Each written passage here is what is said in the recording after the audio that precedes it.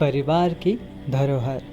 रात का समय था और चांदनी सड़क को रोशनी कर रही थी।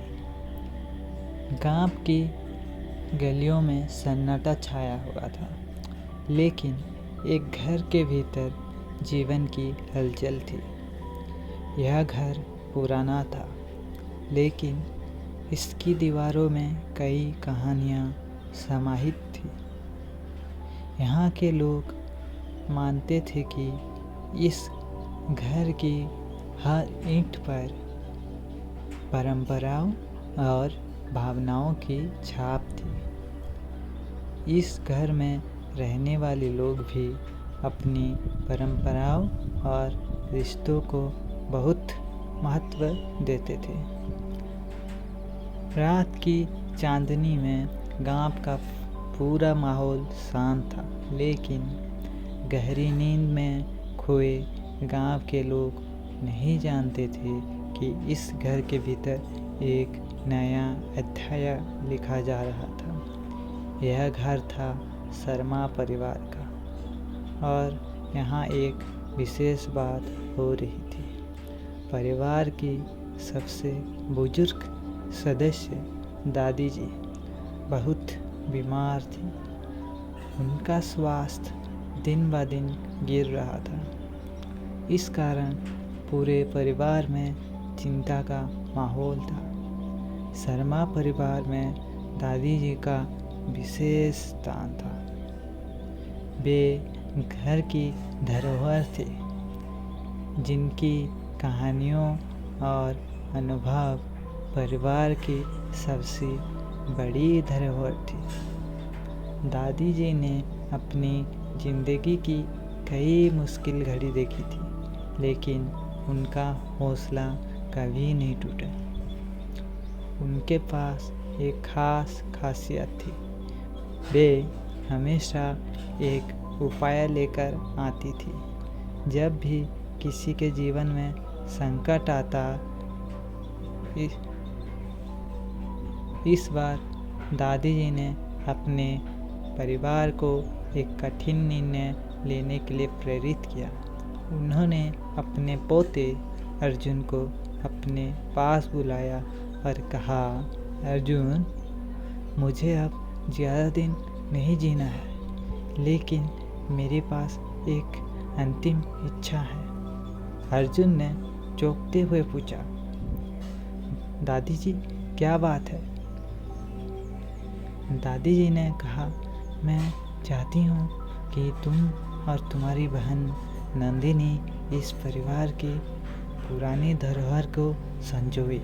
हमारे पास एक पुराना घड़ा है, जिसमें हमारे पूर्वजों की एक तस्वीर है और कई पुराने दस्तावेज हैं। यह सिर्फ एक घड़ा नहीं है, बल्कि यह हमारे परिवार की आत्मा है। इसे तुम दोनों संभालो और इसका ध्यान रखो। अर्जुन और नंदिनी दोनों दादी जी की बातों को गंभीरता से लेकर घड़ा लेकर उसके पुराने संदूक की ओर बढ़े। यह घड़ा बहुत पुराना था और उनके ऊपर से समय के साथ धूल जमा हो गई थी। अर्जुन ने घड़े को ध्यान से साफ किया और उसकी छानबीन शुरू की। अर्जुन की पत्नी माया और नंदिनी के पति राहुल भी उनकी मदद कर रहे थे। यह कार्य एक सामूहिक प्रयास था और परिवार के सभी सदस्य इसमें शामिल हो गए थे। वे सभी चाहते थे कि दादी जी की इच्छा पूरी हो और परिवार की धरोहर को संरक्षित किया जा सके।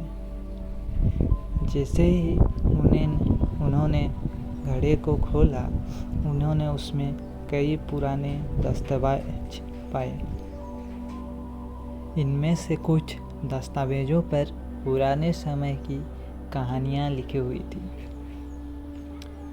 एक दस्तावेज पर लिखा था, हमारा परिवार हमेशा एकजुट रहा है और हमें अपने पूर्वजों की कहानियों को संजोए रखना चाहिए।